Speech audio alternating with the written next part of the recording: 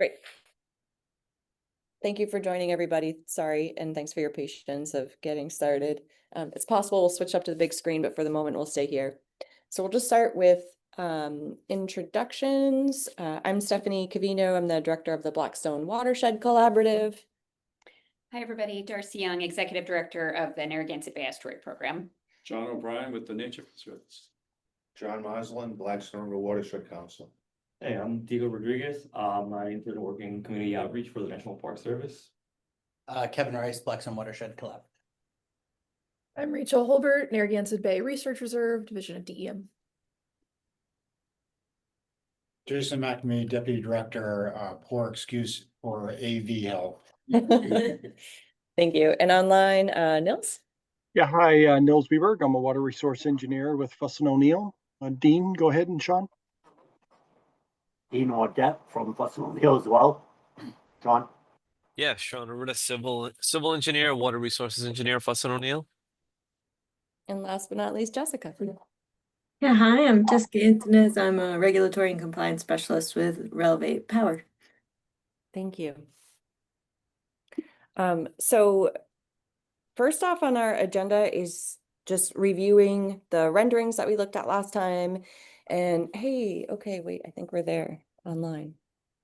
Recording in progress. I'm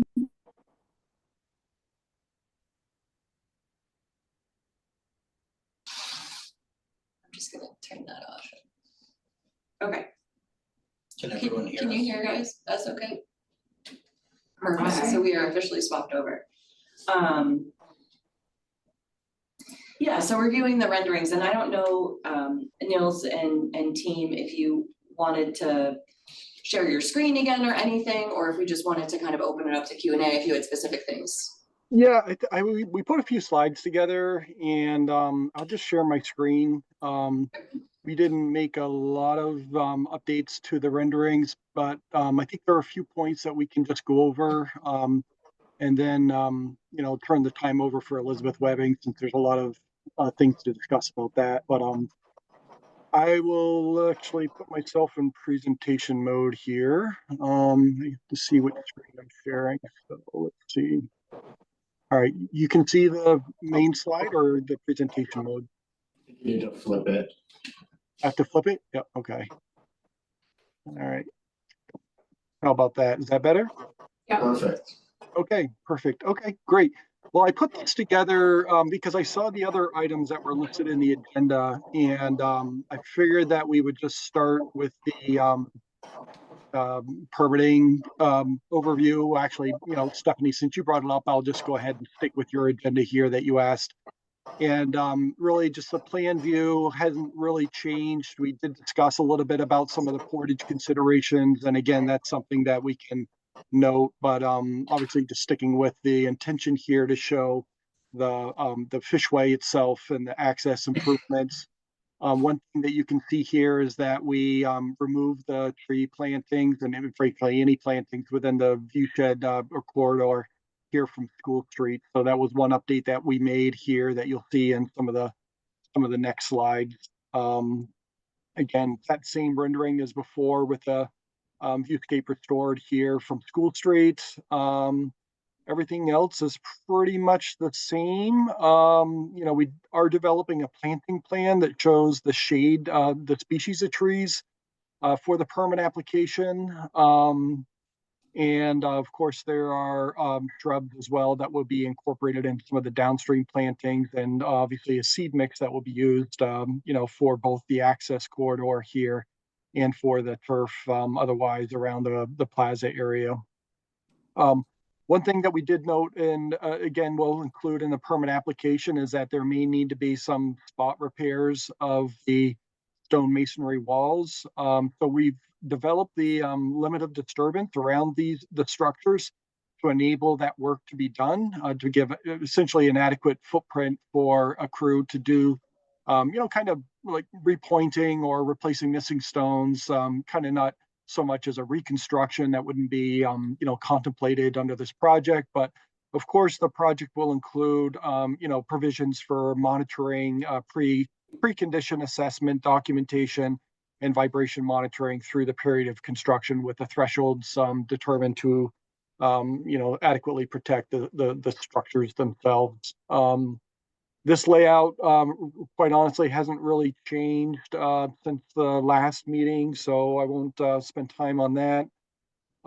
This one here, a comment about the vehicle barriers, and we just threw in bollards again. We have a full, I'll call it a full effort that would be put in for the restoration final design. I'll call it, in terms of like what type of bench. These could be little planters, or benches, or any kind of other barrier that would meet that functional need. Again, we just threw in these, kind of typical bollards here as placeholders, but again, that wouldn't affect so much the permitting. We just want to get something that will, pass through permitting and then allow the fishway to be constructed. But of course, when we get to that, we'll, include the final design of the fishway and the other parkway improvements. So again, just kind of nothing really else changed there. This one actually didn't really change as well either. Again, we are developing a planting sheet for the species within that area. And again, if folks are interested in seeing that, certainly we could, share, take input. This plan, the only real this plan is just showing some of the steel H piles that would be incorporated as part of the the structure. These are precast elements that are kind of inserted between the H piles to allow it to function as a cofferdam and to be installed in water, if you will. And then this area would be kind of a cofferdammed area for the period of construction. And again, these other well types may follow a similar type of H-pile and lagging construction, but again, that's something for final design and doesn't really affect so much the permitting level design. And I think this is the last rendering, so I'll just stop and see if there's any questions or comments or any input. How wide is the path on the north parcel for vehicles? How wide is that? Just because I know that the Yep. Park Service said that a crane has to be able to get through it. Yeah. So Sean is here, and we looked at basically the footprint that was used in 2019 for the repairs, and we generally followed that alignment. You'll see that it's a little bit wider that they used. I think typically we go for 20 feet. Sean, 15 feet is kind of your minimum, but 20 feet is better. I don't know if you recall the actual width that we designed for that. Yeah, I don't specifically recall, but generally I would say yeah, try and go 16 at least on a minimum on that. But it like you said, Nils, it may actually be wider than 16. It may be 20. If you want, I can try and pull that up in the background. Yep. And the intention here is it's like a reinforced perf system. So again, whether it's concrete pavers that are set or some kind of like geocomposite, it's really to be determined. But I'm more inclined to go to something that's more of a heavy duty, but still obviously would be fully vegetated, so you wouldn't actually see it if you were looking across the river into that hillside.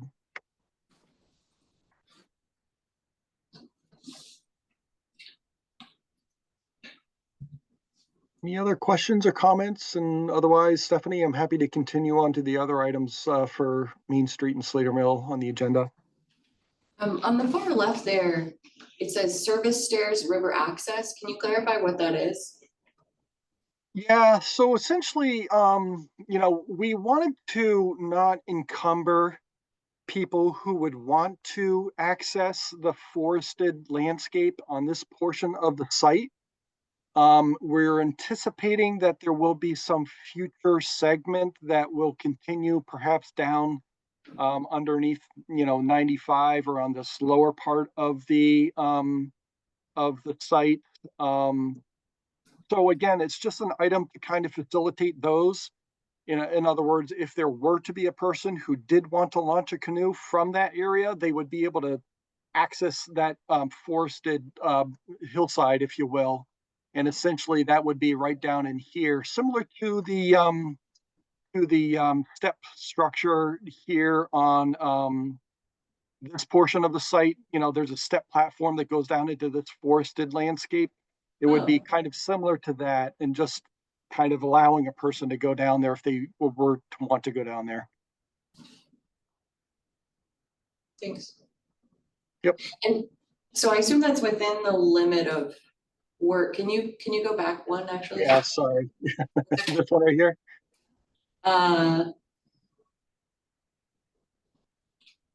Nope, the rendering that's on the lowest part. Okay. And is it just outside of that picture?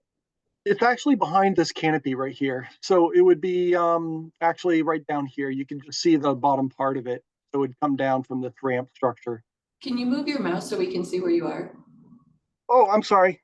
Oh, thank you. Yeah, I was pointing at the other one. Yep. So it'd be Okay. kind of off of this landing right here. Oh, okay, thank you. Yep. Yep. And this landing up here goes all the way up to the, pavement grade. But it's for, again, like it's a dual purpose. This is for construction access when this facility is being constructed, and this whole area would be like a crane pad. And then post-construction, this would be for RIDEM or, other, EMS or equipment, O&M equipment that would need to come down from either direction to access the fishway equipment in this channel. Thank you. Has the Pawtucket Redevelopment Agency seen these? Yeah, and that's the next item on the agenda. Oh, okay. Yep. Mills, I can confirm. I just pulled up the plan about the access over the fishway on the upstream side to the dam Slater Mill. It's a 20-foot wide section. Yep. And again, this section here would be structurally, frankly, this entire section will be structurally adequate to carry an equipment load over the top of the fishway. There'd probably be something put over the grading, since the grading typically, unless it's extremely, big and thick, not rated for that type of a load, but, they could put temporary, mats or structural crossing elements over this bridge, or over the channel itself. And again, to access it in the same way that it did before. Any other questions? Okay.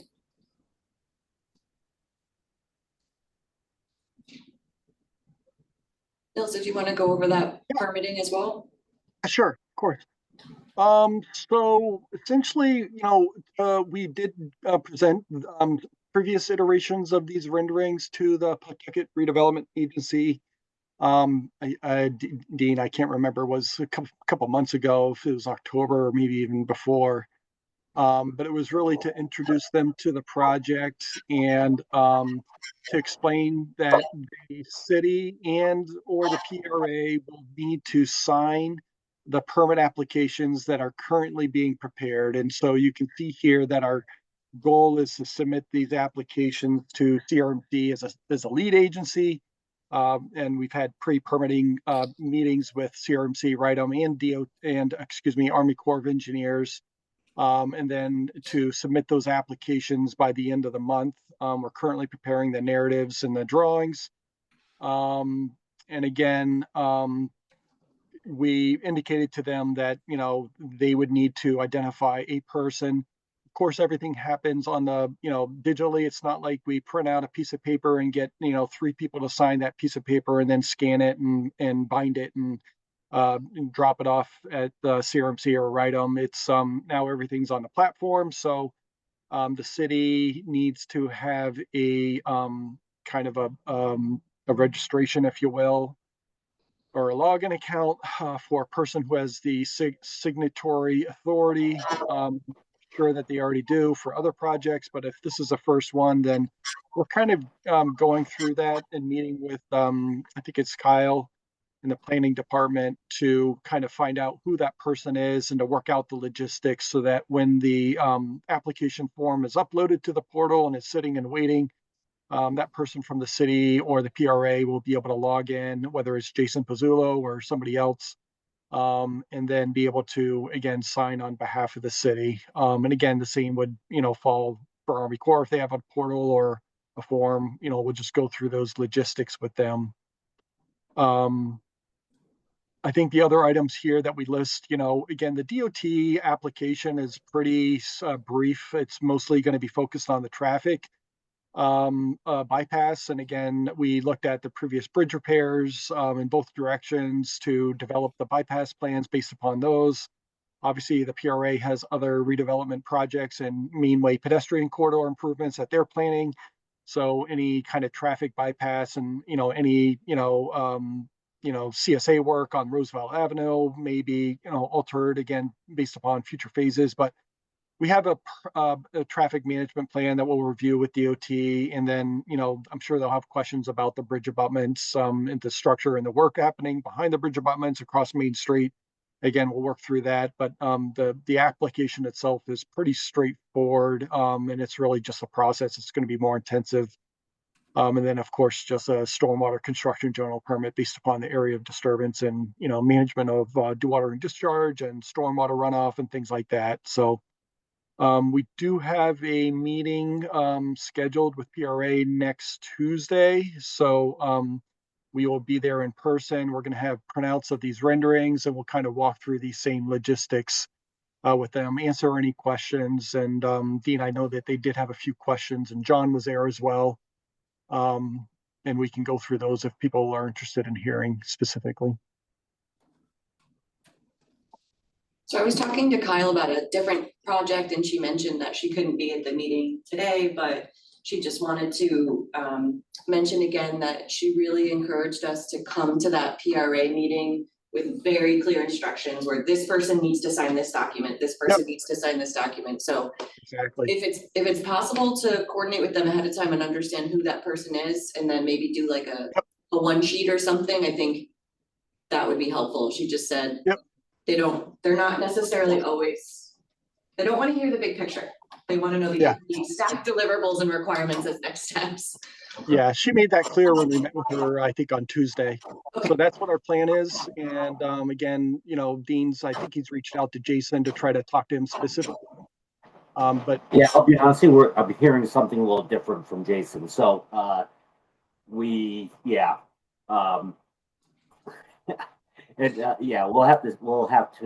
come prepared. We'll sort of have to play it by ear a little bit because they've never done anything like this before. And I think they're sort of shooting by the hip. The real big thing is they just need to delegate someone to register with DEM and coordinate with us to get these submitted. It's as straightforward as that. They just have to indicate a person and Kyle thought it was going to be Jason, but it could be somebody else. And the other question is, it has to be the city and PRA. They're both property owners, so we have to get sign-offs from both of them, and maybe Jason could sign off for both of them. So we'll work through those logistics, with them. I also got the sense at the last PRA meeting that they are very hands-off, because if you remember, Stephanie, what they said at the last PRA meeting is, whatever you need, and just coordinate with Jason, which we have been, and we've been keeping him up to date. And I know it's not as easy as that, and we need to coordinate, but I somewhat suspect we're going to hear the same thing again. Just go coordinate with Jason. But I think he needs to hear those marching instructions again from the PRA. So I know you said that everything is through a portal. Is it possible to have physical signatures that you upload to the portal, or it absolutely okay? Because I think when I talked to her, that's sort of what she was implying, was just like, bring the paper, let us sign it, and we're moving on. But okay. No, and again, we could get on a Teams meeting and walk them through how to register, and it can, or we can go there and do it sitting in at their desk, whatever it is it takes, we'll end up doing it. Sure. So okay. Yep. Dean, you said that. Oh, go ahead. The one clarification is the CRMC assent is a hard copy. Okay. Yep. So that is the RIDEM applications are electronic portal, yep. And it's not clean, so we're going to have to sort of coach someone through like how to make that work. especially in like a third party situation like this. It's one thing if they were applying for it themselves and filling in the applicant, but in this case where we need to do all the work and they need to sign off on it, it's a little more complicated. But CRMC will be a written signature, but we can't have them sign anything because we're not done with the draft applications yet. And so we can't have them, so we need to coordinate, like at the end of the month, be done with the draft applications and ready for people to review, including updated plans. At that point, someone at the city needs to review those plans to be able to sign off on the application. So like, it'd be unfair to bring a piece of paper there to have them sign the paper, you know, at this point in time. Hey, Dean, just a quick idea on how to try and simplify this. I wonder if we'll probably, again, we need to coordinate to see if they're amenable to this, but I wonder if we could do a certificate of authority and just have them delegate it to Jason. And that will codify that that's both PRA and the city that are both delegating Jason as the authority to sign. So I'll get you guys a blank one that we've used, just like a one-page thing.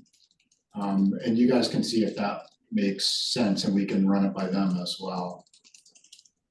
Yeah, and we actually had a brief internal discussion as to, we didn't call it, one of our staff people, they didn't call it a certificate of authority, but like a, what's the legal term for that? A power of attorney. And we didn't think power of attorney was going to go very far. And by the time you work your way through a process to allow them to sign that, felt hard. But I think it's worth bringing it up to them, Jason. You know? I think that makes sense. I think that they would see that as a good, clear, thoughtful next step to try and, that we're trying to make it as easy as possible, basically. Streamline it, yeah. And I can check to make sure it'll pass muster. Yeah. Yeah. I don't know about CRMC, but. Yeah. Are those meetings open to the public? Yes. Yeah. Yes, but it's not particularly comfortable. It's a small room like this and you have to. You can listen sneak in. online though. They have the They massive have a room Zoom right outside of the smaller room. No, Dean, we're not mine's doing doing that. that. Fucking either. They're all eating pizza. Dean, you said both City of Pawtucket and PRA. Is the City of the Pawtucket part the road? Or No, they own the part. Yeah, Nils, there you go. That darker green part right there is actually owned by the city. got it. And then the other part is owned by PRA.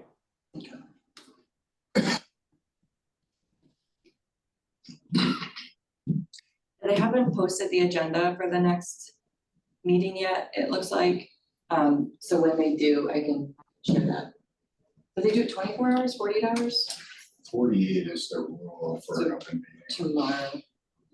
Will be posted, okay. I did confirm we're on the agenda, so. Yep. That's all set. Probably it's the same Zoom. No, I can get you the old Zoom. Just a question, Old Slater Mill Association continues to own part of the dam. The entire day. Oh, the entire dam? Yeah. Where do they fit in on this?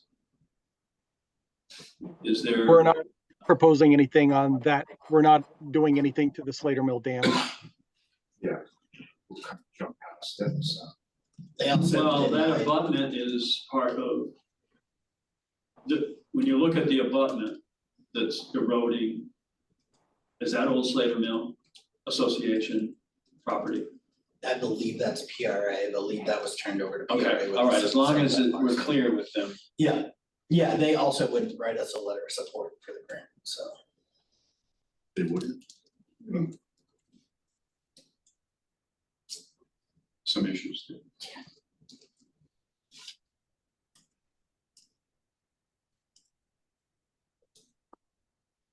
All right, anything else for this item?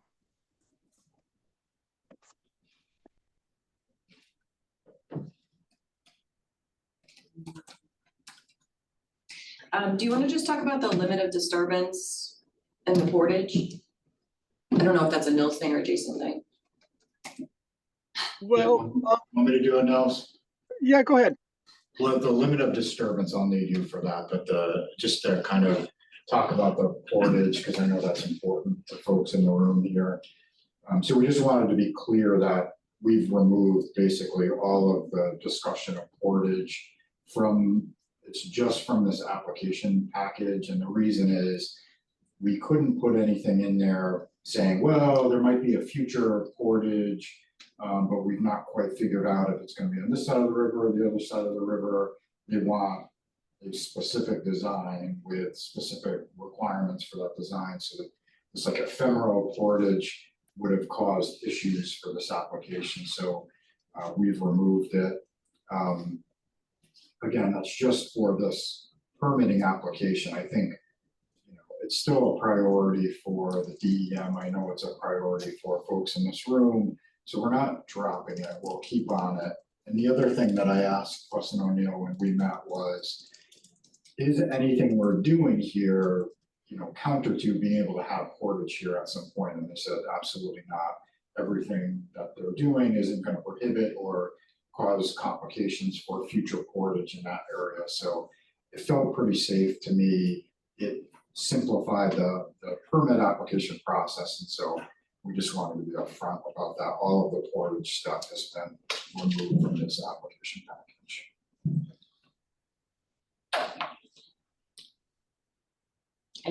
Any questions about that part? It is sad and frustrating, but we, don't have our ducks in a row for that piece, so. Yeah, I think it's just gonna change how we talk about the project with the public engagement and getting support for it. I'm hoping that, number one, it's not precluded from the work that's happening, and number two, if we get a big chunk of money that says like, okay, we have a start date for construction, and then we go to our friends like NPDP and others and say like, give us a really quick chunk of money, or let's do a congressionally directed spending, so that we can include this. And yes, we'd have to do a separate permitting process, but I think the sort of ideal goal at this point would be, if we get a big chunk, to say, let's quickly get something else so that we can do them at the same time. And you do have that, level of efficiency if you are already working there. Yeah, at the very least, even if we can't do them simultaneously, a lot of the work that would need to get done exists now. The pathway is there. Yeah. The pathway from the exit to the entrance of the fish ladder is essentially the pathway for portage. I mean, Part of the pathway. yeah. The little connecting to the river end are the hard part. That's like probably what the project would focus on. Exactly, it's really just the entrance and exit, yeah. And it will be more, funders will be much more happy with creating portage where there's accessible ways to be able to get from point A to point B. Right now, if you try to go after funding, you say, well, there's a grassy hillside and then there's a forested area that we don't have any right to go on. That's a lot tougher. It definitely can leverage the existing project, and it's a little bit of an easier sell too, because we're not asking for $20 million. Actually, that's a good question, Nils, and maybe we don't know the answer until we know exactly where it would go. But do you have a sort of ballpark range of what it would cost to do sort of design, permit, construction of just a takeout and a put-in? To be honest, no. We have been entirely focused on these improvements you see here and the fishway design and these permit applications, but certainly that's something that, we could look at and help to work with John and, Jason to provide, so you guys have an idea of what that would entail. Yeah, that would be super helpful, because I don't know if this is like a 200 grand project or like $1 million project. I genuinely don't know. Portage? Yeah. Yeah. I think too on the upstream side, one of the things I had noticed before is so upstream where what we're calling the fish passage exit, so upstream of the Slater Mill Dam, I feel like I've seen some potential historic foundations up in that part of the property too, so that might just add add a little bit to the complexity and or cost up there. Cause like I said, I just don't know what we'd encounter in trying to kind of, dig down to get the people up from, let's say elevation 31-ish out down to the actual river level. So just something to kind of consider too. Yeah, we may find some surprises up there. And then also I want to point out that permitting is never quick. And it just took us 10 months to get a permit for the water goat. And that was a very easy application. Are you dashing my hopes, Kate? I just want to be realistic. 10 months. Yep. Well, I'm assuming that with a project like Fish Passage, there's a long lead time also of, yes, we'll have permitting, but once that funding comes through, it's not quick to, activate a site and get everybody on board. And so my assumption, and it doesn't happen overnight. So my assumption is if this work happens over like a year and we have a 6-month lead time, and that gives us sort of this buffer, again, ideal world, to figure things out with the costs and the design and the permitting and the construction. And maybe it happens at the tail end, maybe it happens separately, but at least we're sort of in conjunction working on both. Okay. Anything else on Portage? Okay. And then the other LOD note was about the wall, which you already talked about. On the upside, there's this potential as needed repair and reconstruction to protect the fishway and the surrounding improvements. Mhm. Yeah, and we also bumped out the LOD down here, downstream of Main Street, just to give us a little bit of a footprint. I mean, there are some deteriorated sections of this wall. So again, if any rehabilitation or shoring or improvement is needed to make sure that it can withstand the construction activities, then, that'll be part of the work. Okay.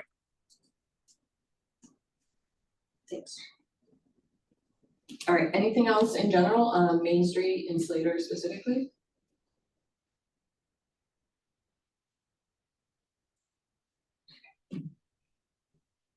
So thank you for that update in going through everything. Next on our agenda, we had reviewing updates for Elizabeth Webbing. Is that also an item that you guys would like to lead? Yeah, we'll turn it over to Sean. Sean has been, taking the lead on working with TNC and RIDEM, fisheries staff and Fish and Wildlife. Brian Sajowski is with one of our Alden, Greg, to work through some of these alternatives, the hydraulics, the modeling. So we'll kind of go through some of the alternatives for river lowering, essentially removing the spillway crest in combination with alternative fishway alignments and fishway types. To kind of outline some of the criteria that we're looking at as well. Again, we've had input as to what those criteria are from Fish and Wildlife and RIDEM, and certainly any input or questions. And then we do have score weighting, if you will, on criteria, but again, that'll be part of the evaluation to see, on a sensitivity, basis, how different weightings affect or how robust the finding is. So Sean will kind of walk through that. And I don't know, Sean, you want to share your screen? Yeah, let me do that. Yeah, 'cause I just put some slides together.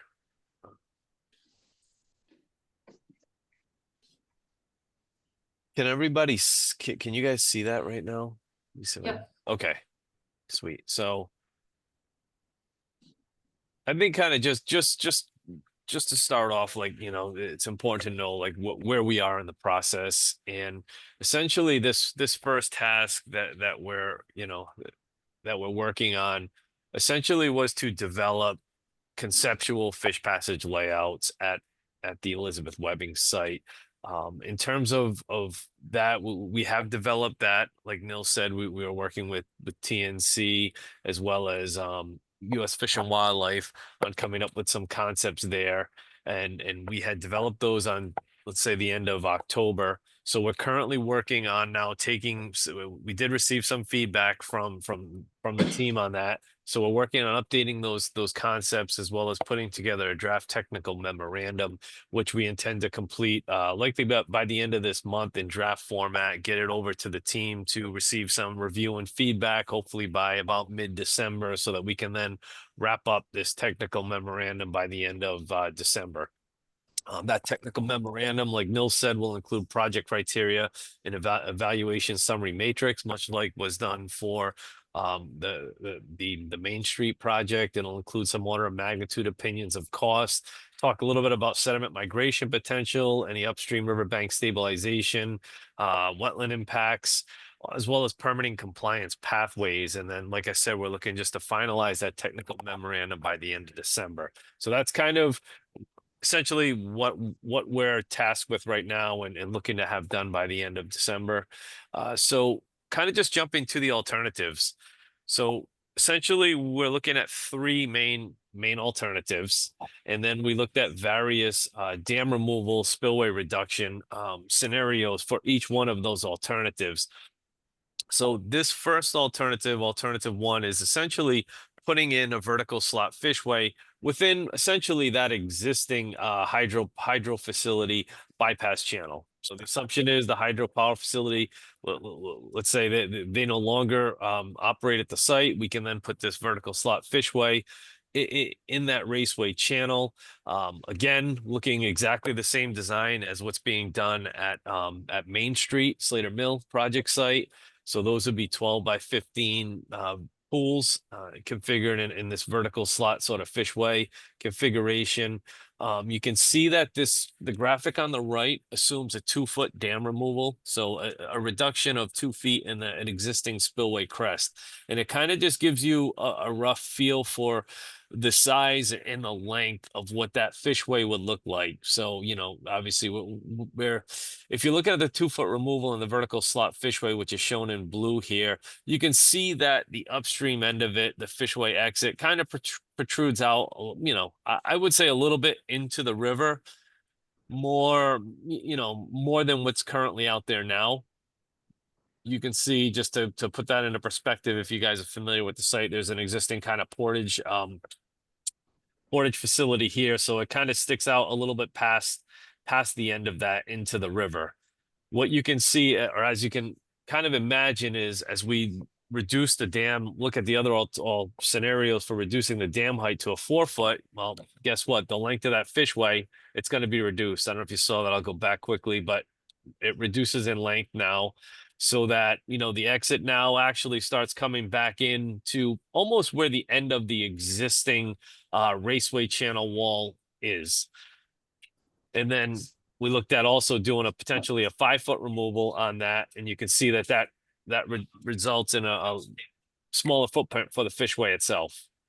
The only challenge to going with a 5-foot removal that I'm seeing right now is that the fishway exit goes down to about elevation 25. And if you kind of look at the spot grades in the existing river channel bottom now, they're all probably around 28. So you can see in orange here, that's pretty much what that is, doing a little bit of regrading of the river channel bottom so that the fish can actually move through here and then actually make their way out and get into the river channel bottom, since there is somewhat there would be a drop off there. So I would say that's one of the downfalls to the 5-foot removal. I would say the other thing with an in-river vertical slot fishway is that the flow going through this fishway, they're limited. I have a little table up there, and I don't want to distract anybody with numbers, but essentially the takeaway is that, for instance, during the higher spring flow, the upstream migration flows, you'd only be passing about, let's say, 2.6%, 3% of what's going through the total river.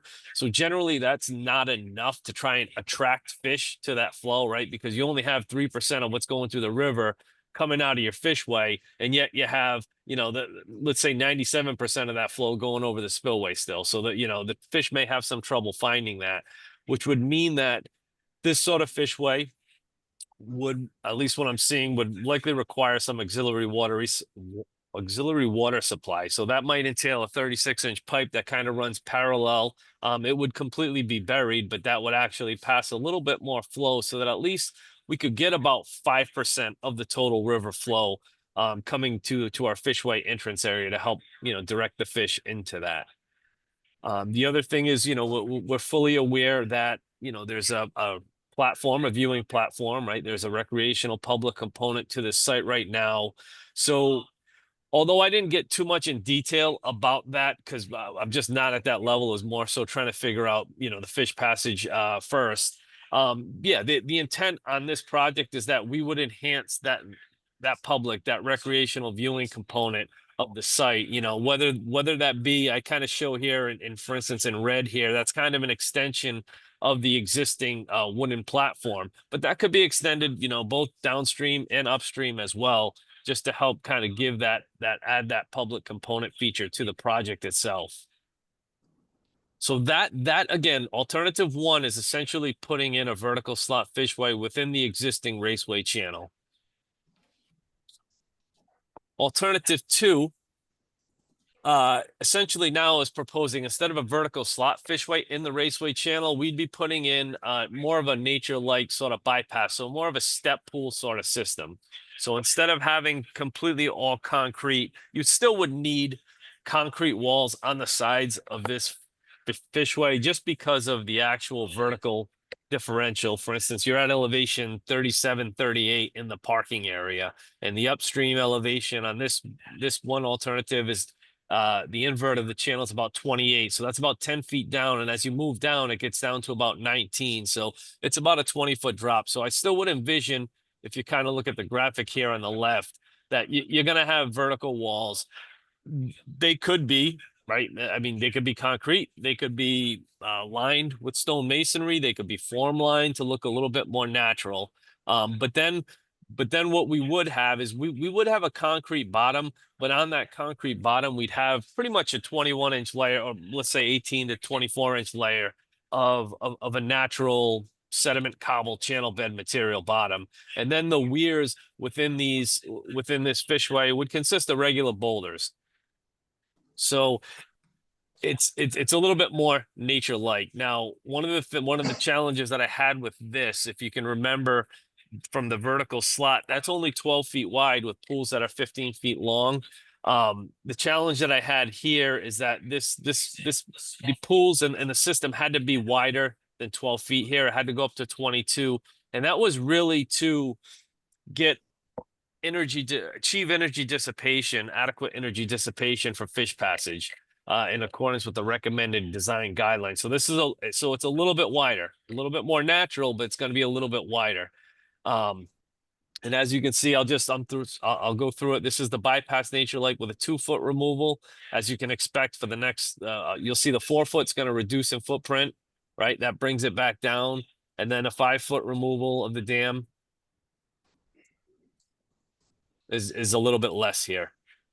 Because this fishway passes a little bit more flow, we are getting at least 5% of the total river flow during the upstream migration during the higher spring, and up to 15% during the lower flows. So there's a potential we do not need auxiliary water supply for this particular layout. And again, I do show the item in red there, which is some either reconstruction of that raised viewing platform, enhancement of it, expansion of it. And the last alternative 3 that we're looking at, is still a vertical slot fishway. So the same as an alternative 1, but the assumption here is that the hydropower facility remains and it essentially gets a license to operate under FERC. So what that is now is, instead of putting the vertical slot fishway in the raceway channel, it would be essentially in river along the existing edge of the river. So again, you can see the alternative for, if we reduce it 2 feet, then that footprint gets smaller for a 4-foot reduction in the spillway height, and then at a 5-foot. So essentially, those are the 3 main alternatives. with each one of those alternatives, you know, being evaluated for various dam spillway height removals from 2 foot up to 5 foot. You know, I will say one of the things I'm seeing, even though we're not fully complete with the analysis, that for a 5 foot removal, I see there being some challenge for canoeing, kayaking during the higher spring flows. Because of the drop in the water level, the velocities through the Roosevelt Ave Bridge essentially start to increase, especially for a 5 foot. And it could also make the Roosevelt Avenue bridge, the velocities through there, potentially a velocity barrier for fish passage at a 5 foot reduction. That's what I'm seeing now in the model. I'm not saying that's the final. So that's what I'm seeing. 4 foot is also going to present, a 4 foot removal will present some challenges as well for recreational passage during the higher spring flow. So if you're trying to essentially canoe paddle upstream, the velocities there might be a little bit too significant to do that. And then the velocities I'm seeing for a 4 foot removal at Roosevelt Ave through that bridge is they're almost at the threshold of what the burst speed is for instance, river herring. So that's what I'm seeing. A 2 foot removal.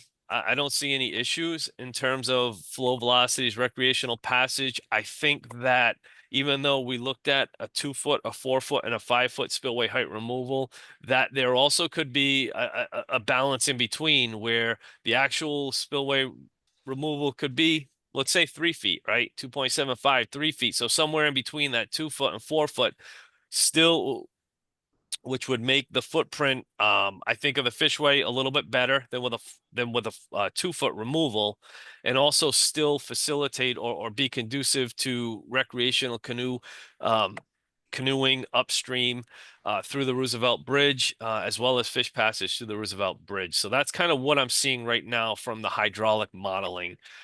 So those are the 3 alternatives that we looked at the various scenarios. Let me just see. Are there any questions on those alternatives at this point? Yeah, I had to step away for a minute. Can you go Sure. back to alternative 2? Sure.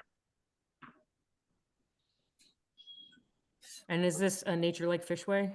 It's a nature lake fishway. If you kind of look at the bottom left, I'm calling it nature like because the materials that are used to construct the weirs would be boulders, and then the channel bottom would essentially be lined with let's say 18 to 24 inches of a natural sediment cobble substrate. But the walls, the side walls would, because of their height, they'd be between 10 to 20 feet, depending on, start 10 feet at the upstream side, down to 20 feet on the downstream side of the fishway. So, that likely they'd be constructed of concrete. And, obviously there's options here. You could get into putting some form of facing on it, or you could do a form liner to make it look a little bit more natural. Okay, and then it looks like it just passes a lot more of the water percentage. It passes flows. Correct. So it passes more water, which would, I think, take away the need for an auxiliary water supply pipe to be installed. So yeah, that's correct. Okay, thank you. I got a question. What happens to the fish passage in a heavy flooding situation?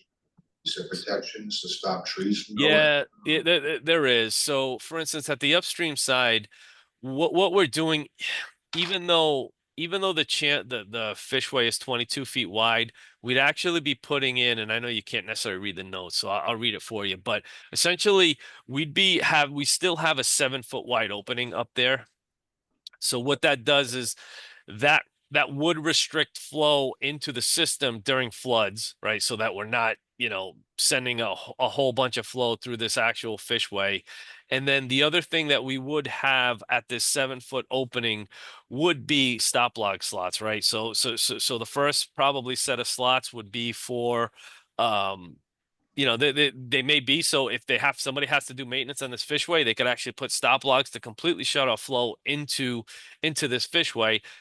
And then the other set of stop log slots would likely be for some form of a trash debris, right? So that, yeah, you don't have logs, you don't have bigger debris getting through the fishway at all. Who's gonna be responsible for looking at the weather and deciding, oh, I better get out there and put these stops in?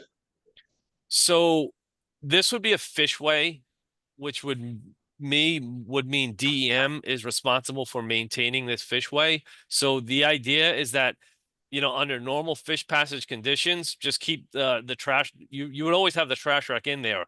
That doesn't prevent fish from getting out and through there. The trash rack allows fish to move up and through. It just prevents debris from getting in there. So the idea is that this fishway, you could still just keep the opening, have no stop logs in it, just the trash rack, and that it would operate as we need it to under fish passage flow conditions. Yeah, during floods, I mean, you're gonna get more flow through there, but fish don't normally move through a fishway during flood or you know. So yeah, the idea is that it could be relatively maintenance friendly. But yes, if there are damages to it in the future, then they could they do have the opportunity to shut the add stop logs and shut it all down. So the idea is that yeah, they don't have to operate this during normal flow conditions and even flood conditions. Okay, thank you. Can you talk more about what you were saying with paddling? So you meant for some of these scenarios, there's a higher flow upstream, so where if you were to put in at that floating dock and go upstream, it would be challenging? Is that what you were trying to say? That exactly. So Okay.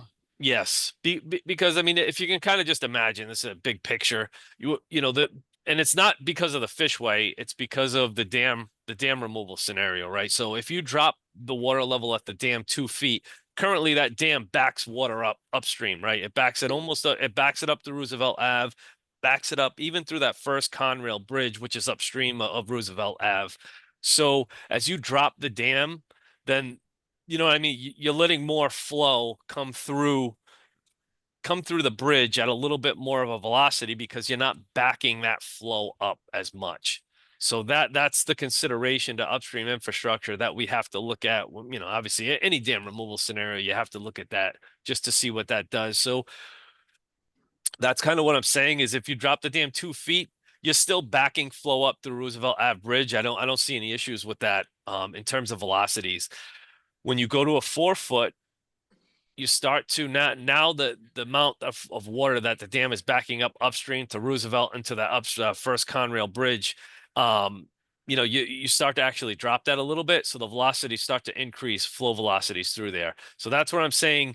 During the higher spring flows, the velocities that I was seeing up there were probably about 6 feet per second. So that would be a little bit tough to try and paddle canoe through if you're going upstream.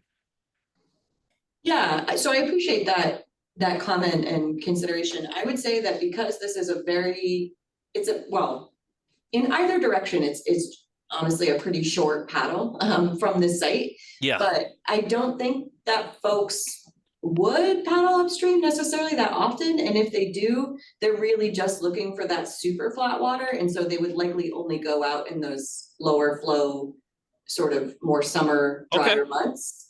So at least from my perspective, I wouldn't anticipate that being a problem. Right. Okay. And I also agree. I just measured, it's 1 mile between this dam and the Valley Falls Dam.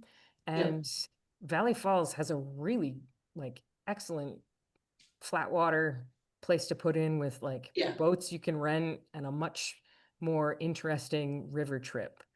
I'm pretty adventurous and I've never considered putting in above Elizabeth Webbing to poke around above this dam just because it is such a small area. Okay. And I realize that, you know, the Blackstone Collaborative is an adventurers group, but, you know, we always want to go downriver when we're going in this section. Right. Okay.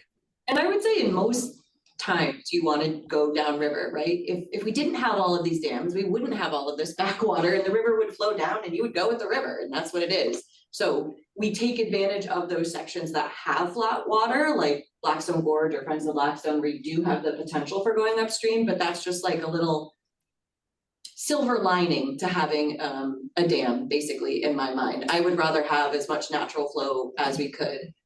And so that was also part of my question. And I don't think we're at that stage of design yet, but what could Portage potentially look like here? Yeah, if you don't mind, let's table that to another. I think that's 2 more slides. Okay. It did sound though like there was some potential fish passage downsides to the higher flows or to more removal as well, though. Is that right? Sean? He did. There are, there are, yes, so for instance, let's see. This is, don't get lost in all this stuff. This is just kind of taking some of the results from the hydraulic model and trying to get it into Excel. But this is for a 4-foot removal. So you can see that during this 5% is basically the higher flow during the upstream migration season. And this is just at Roosevelt Ave. And don't look, yeah, it's this number right here I'm looking at for fish passage. So for a 4-foot removal through Roosevelt Ave, the number it's at 6.03, which is kind of starting to get to that burst speed, maximum burst speed for herring. So that's then the other concern in terms of fish passage that I have to look at. Like for a 2-foot removal up here, my fish passage velocities are only 3.8 feet per second through Roosevelt Ave, which are fine. There's no issue for the fish at that point. But yes, and then at a 5-foot removal, for instance, now you can see that velocity at Roosevelt goes up to 5.7 to 7.7 on the downstream side. So that to me is a potentially a clear velocity barrier. So that's just something that's going to factor into our decision-making criteria matrix when we start looking, trying to actually now to assign, what we think may be a preferred alternative here. Thank you. Has anyone spoken with Louis Ship on these alternatives? As the deed says 2 feet, and if Louis Ship isn't on board, kind of wasting resources talking about 4 and 5 feet removal. Yep. If Want me to go, it's the next agenda item, I could hit that if you want. Yeah, and maybe also just mention why we're looking at those numbers versus a full removal as well as an opportunity. Yeah, so sure. I think regarding the full removal, one of the things I found from a noise study that was done was that this dam was constructed on natural falls. So right now you have about, we'll say an 11-foot height of the dam. Like, so the water level on the upstream side to the downstream side is about, it's about 11 feet. But what I seem to have read in that noise study is that 6 feet of that is natural ledge. So that a 5-foot removal essentially would be a full removal, almost a full removal of, I think, the structure that was built on the natural ledge. So that's kind of what we're seeing there is that, yeah, even if you were to remove that entire, let's say, built structure on top of this, that there's still going to be a natural drop that exists here. I can't confirm that because I tried looking at historical records of the construction of this dam and I couldn't find anything that went back that as far back as that. But yeah, that's kind of what I did see in the noise study that was done is that, yeah, there are natural falls here. So I'll jump in off of that. So that was interesting, right? So even if we wanted to remove the whole dam, there's still something there. So we'd have to be putting a structure in no matter what we think. So that's one thing. The other is the covenant. So I met with Mayor Rivera a couple of weeks back, just because we had started talking significantly about Elizabeth Webbing, and Central Falls has been really supportive all along, but now this is like the actual stuff, is in your city, and I wanted her to kind of know that more specifically. So we met with her. She was great, still supportive. But my ulterior motive in that meeting was, hey, do you know Louis Yip perchance? And she said, oh, you mean Grandpa? So that was a good sign. She coordinated a meeting. It's actually the same day as the PRA meeting with Louis Yip in her office. So I'm going to go back up there.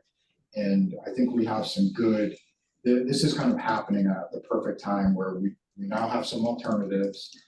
And it looks like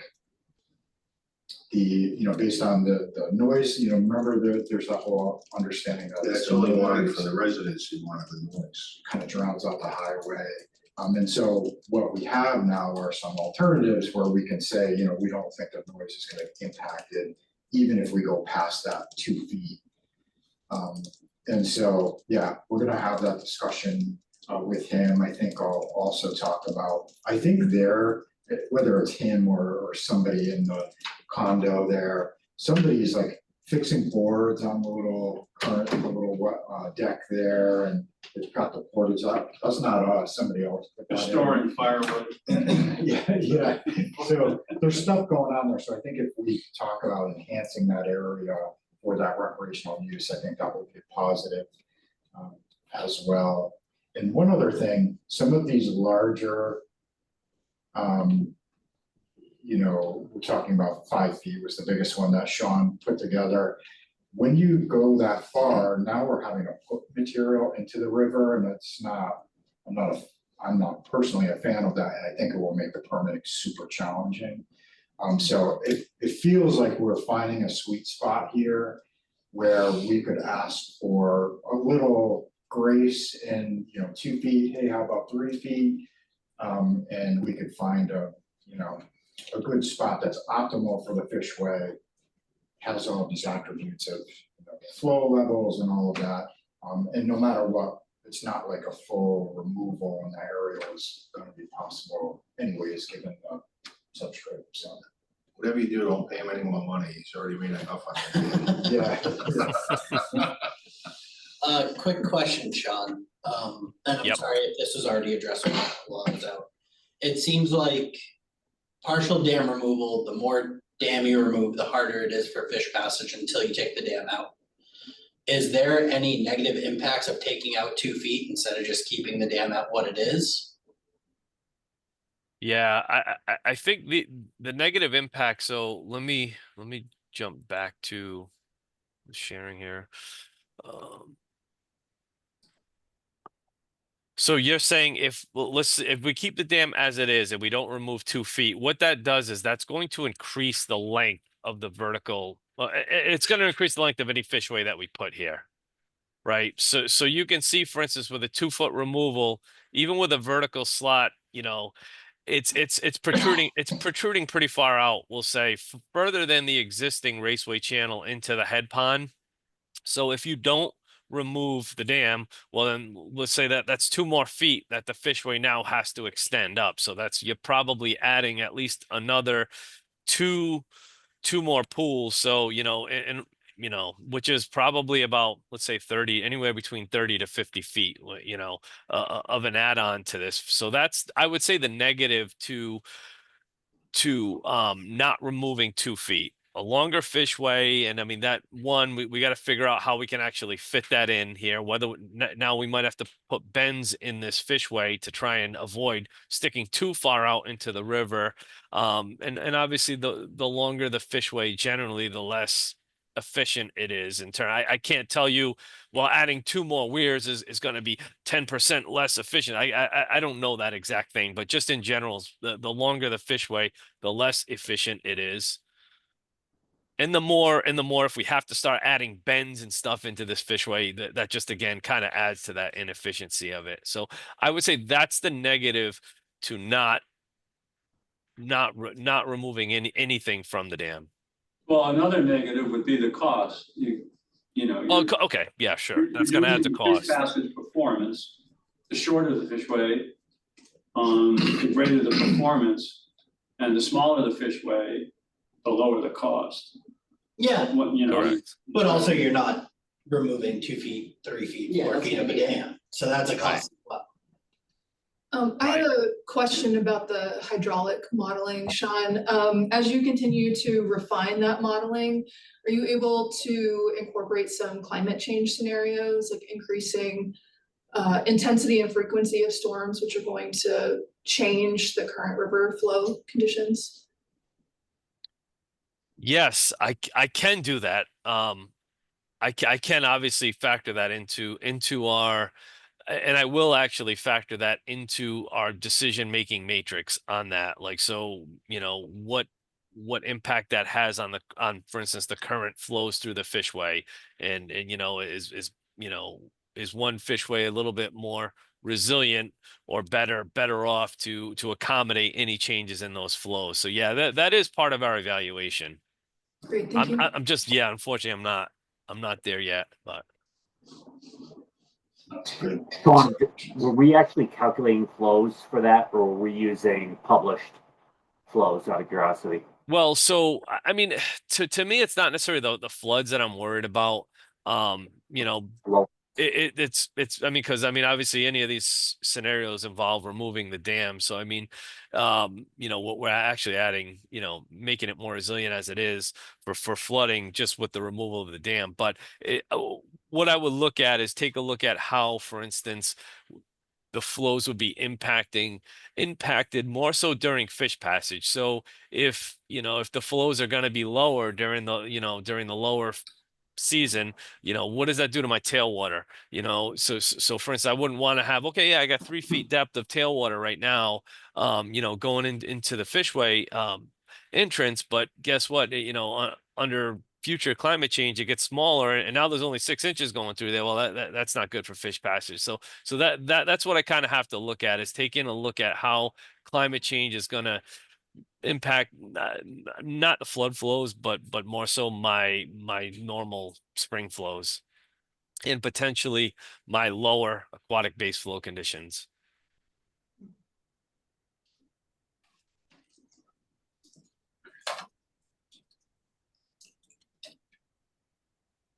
Yeah, feel free to move on. Okay. There's some more slides. Thank you. All right. Yeah. So let me just pop through the alternatives.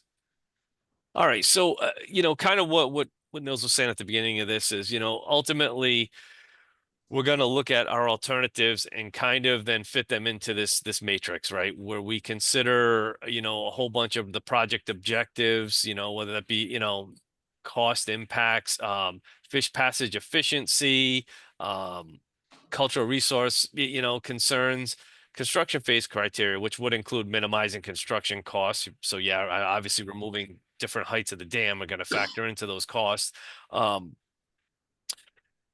Maintenance, minimizing future maintenance, reduction in flood elevations, you know, maximizing community engagement, accessibility, impacts to upstream infrastructure, aesthetics.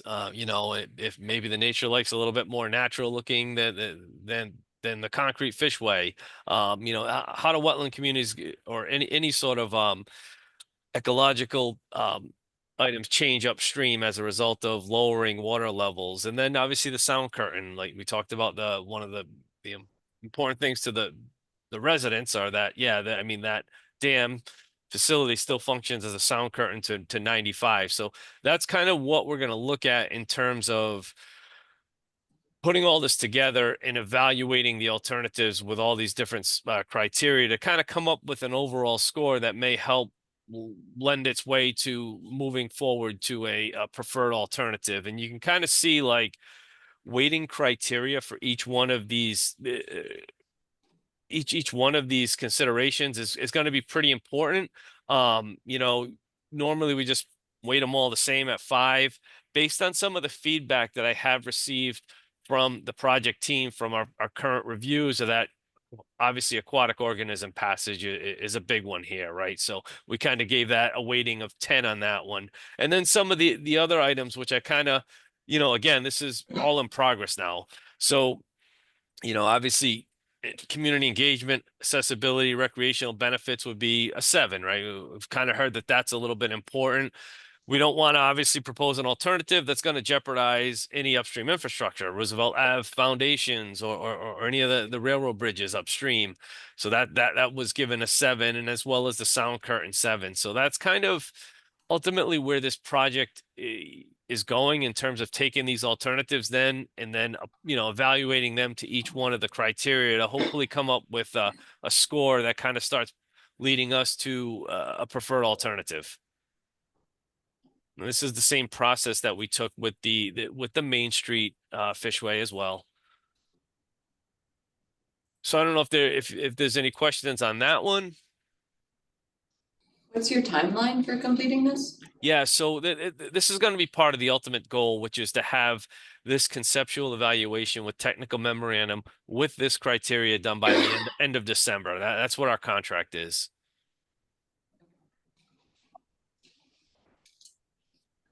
So, you know, obviously we're about a month away from that. So we're going to start, you know, we're going to really push forward now. Is the big thing was developing the alternatives and then trying to get some feedback from the project team, which happened, probably last week. So, now we're going to start advancing this tech memo and doing cost estimates, advancing this matrix.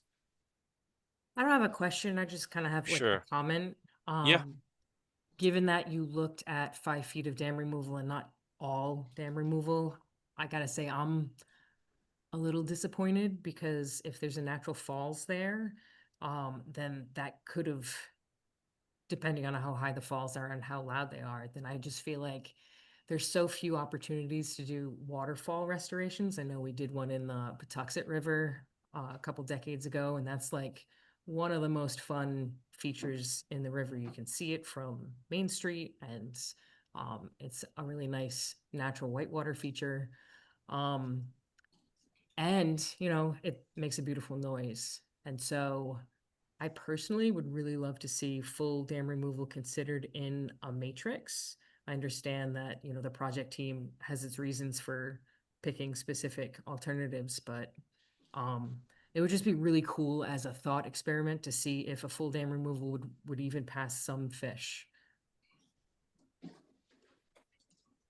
And then I have a recent photo of Elizabeth Webb, and you can definitely see the ledge on River Left. But who knows what's going on over on River Right? So. Right. Yeah, I mean, I feel I hate to pass the buck, but obviously we're working in with a scope that we have. Yeah, I understand. So yeah, I had to say there's only something, so though. much I can obviously do. I mean, obviously we can probably include something in a high level context of full dam removal. But I feel like I'd have to talk to obviously the project partners on that one. For sure. I can't Come do on, things out of scope. Is the 5 foot version of that like a good proxy? Like, that's the way that I've been looking at that. Yeah.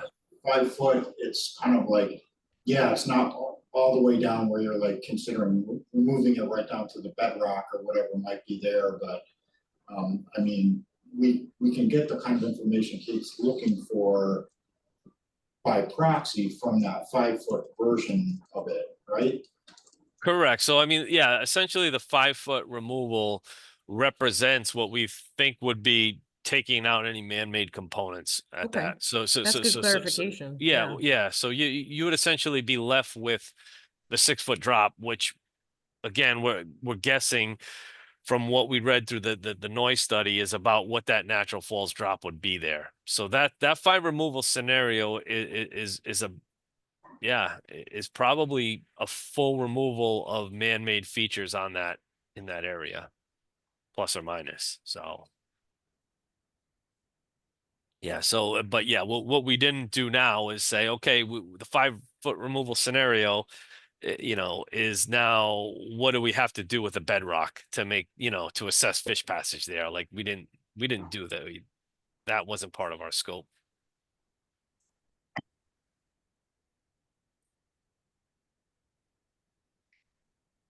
You want to get to Portage, John? Yeah. So this is the last slide, and this is kind of, I think, Stephanie, you were asking about Portage a little bit.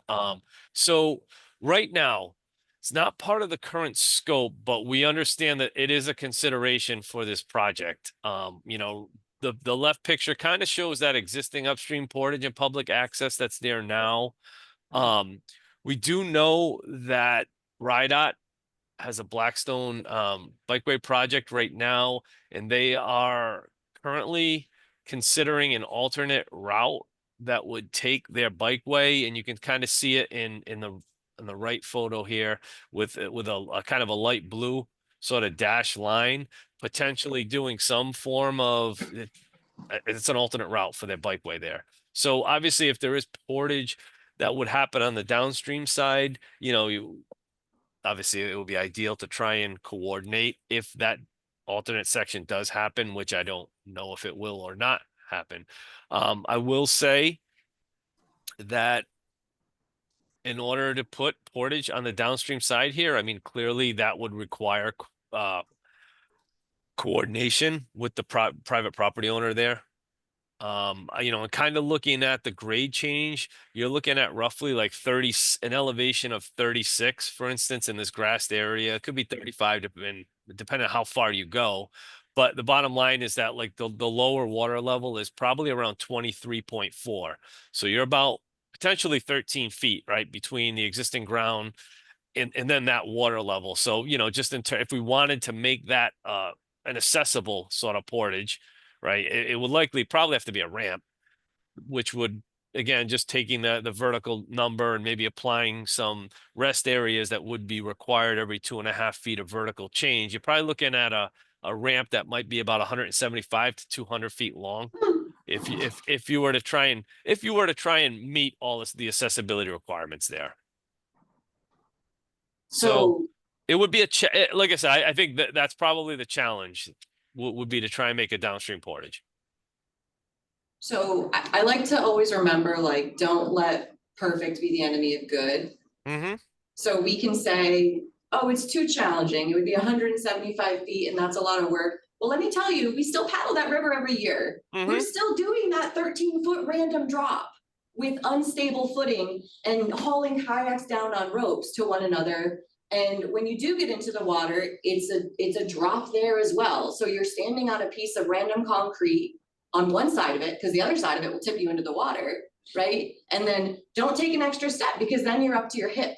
So it's really not good what it is right now. So I'd like us to also think about, yes, ADA accessibility for this portage would be wonderful. However, folks like Friends of the Blackstone have done lots of portages and lots of new improvements, which is basically stone steps into a river that provide a relatively safe way to enter and exit. It's maybe not the perfect ideal, and it doesn't also preclude you from doing a larger project in the future.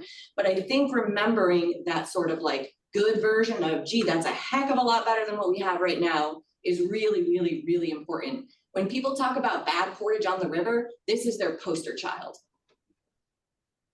Because it's understood. You know, I hear you 100% on that. You know, obviously the concern that, you know, we would have is, you know, we also have to avoid lawsuits. So we can't put in something that's necessarily good enough. And then somebody actually falls and then they decide they're going to sue Fuss and O'Neill for the design. So yeah, I agree though. It would be, I think portage should be, it is important here, 100%. It's just a matter of trying to find that balance for what we can actually put in there and not be held liable for. So, you know, that's kind of when I say 175 to 200 feet, like that's what an accessible length would be. But yes, you know, if there's some way that, you know, we can shorten that, and putting anything probably is going to be better than what's out there now for sure. But yeah, it's just one of our considerations as a design engineer, not getting us into you know, legal issues there. But yeah, I think so. Yeah, I mean, if you're going to design it to be accessible, it's going to be, you know, it'd be a decent size of a portage, and I think then you know, you just obviously would require coordination with that private property owner, as obviously that's on a private property. Because I'm not even sure now, the upstream portage, I know that's obviously in DEM property, but then it looks like it goes onto private property. So does anybody know, is there actually like a legal easement for access there? How does that work? I probably shouldn't say this in a recorded meeting, but if you want to paddle the Blackstone River, there's a lot of what we call trespassing light. Okay. Yeah, if dam owners do not provide portage around a river, you know, we did a Roger Williams law study of what's required, and it's basically in there. We don't have a regulation around it, but if there's a FERC permit, if the river was determined to be a recreational resource and people did already paddle it, it might be part of their FERC permit that they're required to do it. And there's some sort of like loose language around, you know, safety of entering and exiting a river if there's a problem, but no, there isn't real portage around almost every single dam of the 21 on the Blackstone River. Yeah, and you are just figuring it out as best you can. All right, so it sounds like there's not a legal easement there then, is that correct? That's as far as I'm aware. Okay, okay. If the bike path bridge goes in, is there any better property on River Left? You know, on that mill side? Can't get there now because there isn't a bike path bridge, but it's a bike path bridge, it's still steep. It's really steep on both sides. Honestly, it might be. I mean, it's not to say it couldn't be cut in. Yeah. But it is fairly steep there right now. I think it's less eroded on River Left though.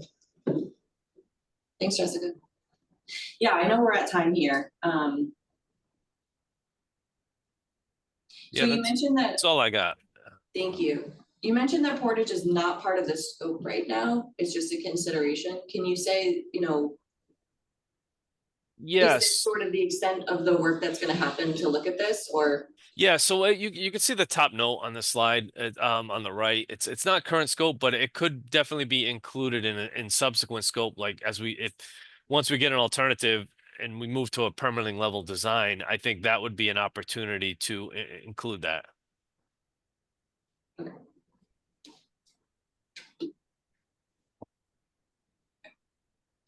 Yeah, because again, just everything we're doing right now till the end of the December, it's all conceptual level right now. So we're not looking to get any permits at this point in time. Yeah. Oh, and the other thing I wanted to mention, we had another conversation with Jason in another meeting, and we asked as sort of another, like, it's not really a permanent fix, but it might be a short-term improvement, is does DEM have the funds to get one of those like accessible kayak launches and add it to the floating dock, so that instead of putting your boat near the dock and just trying to like hork yourself up, you can paddle into that like big plastic thing where there's like a V where you put your kayak in and then you put your paddle down, and it's easier to step from that onto the floating dock. And he said that he would take it to their recreation something outdoors committee and see if they could find some funding. Okay. Trails. Trails committee. Trails. Yeah.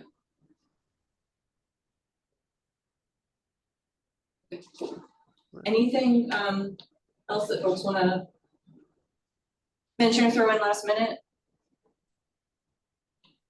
We thank you so much, Sean. You're welcome. So the only other things on our agenda were if there were any updates to Pawtucket redevelopment easements. We kind of talked about that a little bit already, about what's happening with the PRE meeting next Tuesday. If there was any updates to any funding or awards, which I'm assuming is not. And then just a note that the club will be working on publishing some fun events in the spring, which we have not chosen dates for yet, but also the fish parade is about 6 months away. So we will soon start thinking about a date and how that parade will work, if we're doing another paddling parade like we did last year or something else. So hopefully maybe next time we'll have a little bit more information about that as we chat. Great, and then our next meeting will be Thursday, September 18th, which is also when the Narragansett Bay Extra Program Steering Committee is. December. Oh, I wrote September, but I think I meant, oh, wait, oh, these just didn't get December deleted. 11th. Oh, It might also. the next meetings were not real next meetings, sorry. They were I just nodded bold. like, yeah, that sounds right. Okay, Just my brain. It. Does it conflict? yes, I think it did. Next month. By the way. Yes, December 11th. Next year, I'm setting steering committee meetings so that they don't conflict. with Oh, great, thank you. Assuming that you guys are keeping third Thursday. I think we are, so you're the second Thursday actually, on December. Yeah, because I switched for some other reason. That's okay, that's great, that means it doesn't conflict, so. yeah. The fish passage Vaccine. CAC vaccine meeting is the 18th. Right, so that will work, all right, so we'll see you all again on December 18th. Thank you, Thanks, everyone. everybody. John, with the creation of fish passage at later, will they have to create a coffer dam for the work?